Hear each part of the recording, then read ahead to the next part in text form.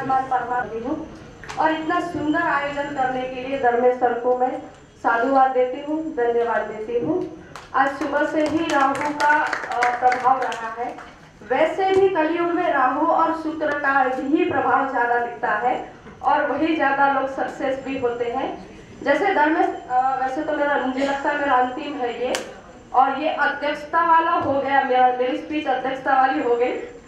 तो सुबह से ही प्रास सर ने भी प्रकृति की बहुत एक की और धर्मेश सर ने भी ये राहु के लिए कहा।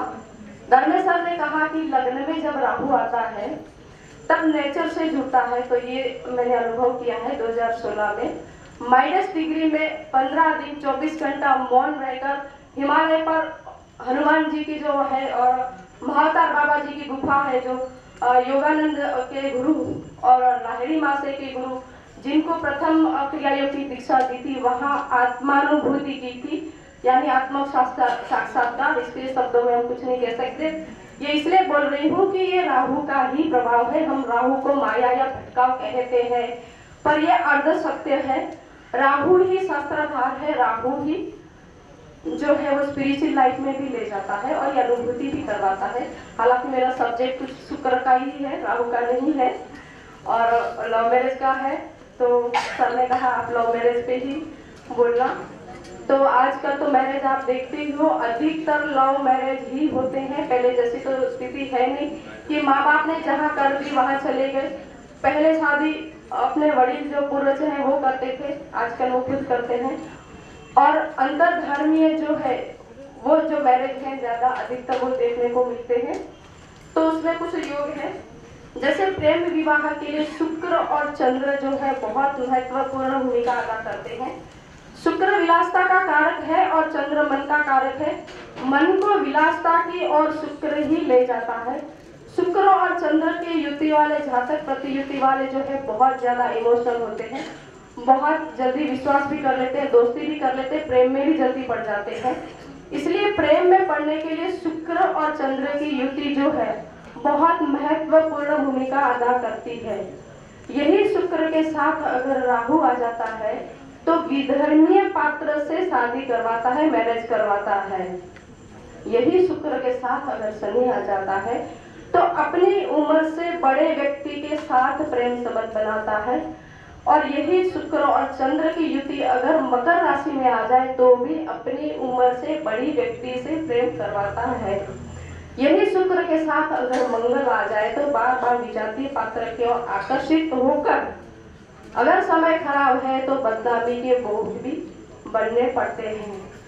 लव मैरिज के लिए हम देखें तो पंचमेश और सप्तमेश की युति अगर केंद्र या त्रिकोण में हो तो लव मैरिज के योग बनते हैं। पंचमेश और भाग्य की युति भी केंद्र त्रिकोण में हो तो लव मैरिज के योग बनते हैं।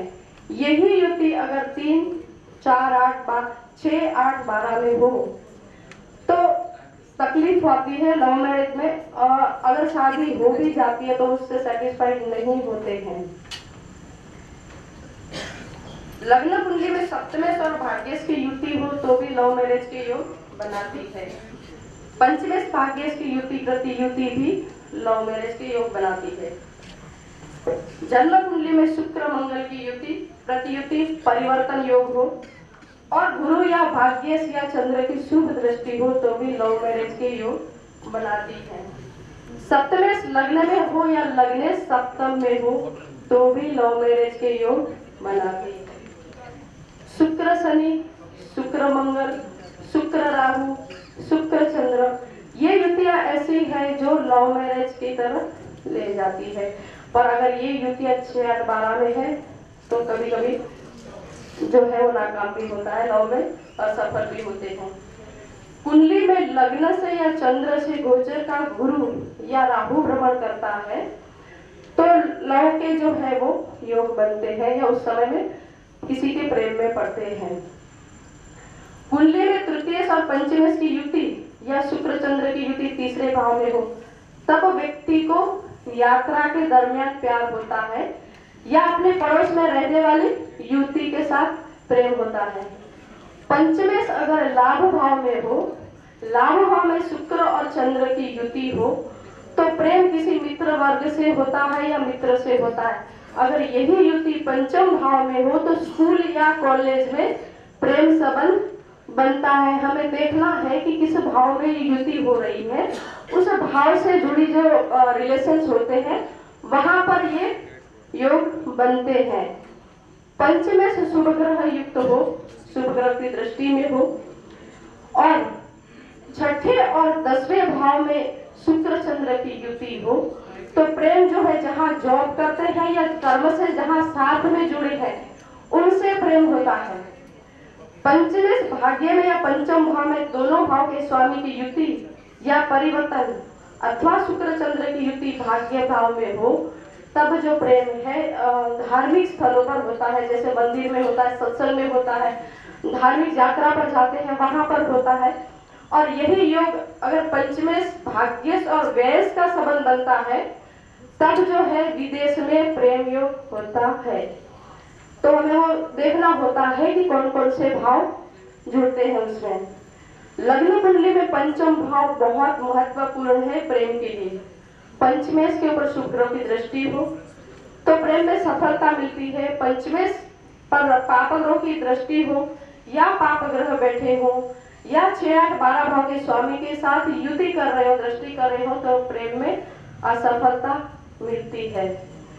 वैसे तो सुनीली जी ने टॉपिक शुरू किया था शनि चंद्र पर, तो आप देखो मिथुन लग्न चल रहा होगा, सप्तम में शनि है तो चंद्र और शनि जो है केंद्र योग में आ गया।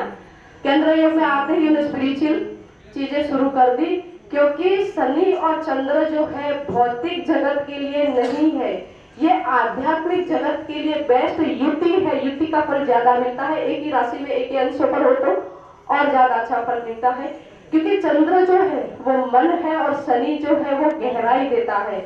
आध्यात्म में गहराई में अपने अंदर उतरना होता है। तो ये युति जो है अधिकतर 90% सारे धर्मगुरु होंगे या जो योग मार्ग में बहुत आगे तक गए हैं उनके अंदर ये युति अवश्य आपको देखने को मिलेगी। और आप एक सूत्र ये भी कहूं, जितने भी एस्ट्रोलॉजर्स है अपनी कुंडली में चेक कर ले, मंगल और गुरु का कनेक्शन आता ही होगा। नवपंचम में होंगे, युति में होंगे, केंद्र योग में होंगे या परिवर्तन में होंगे, आपको अधिकतर कुंडलियों में गुरु और मंगल का कनेक्शन देखने को मिलेगा। तो इसी के साथ मैं अपना वक्तव्य पूरा करती हूँ। कुछ त्रुटि रह गई हो तो क्षमा चाहती हूँ और सबको धन्यवाद, साधुवाद देती हूँ।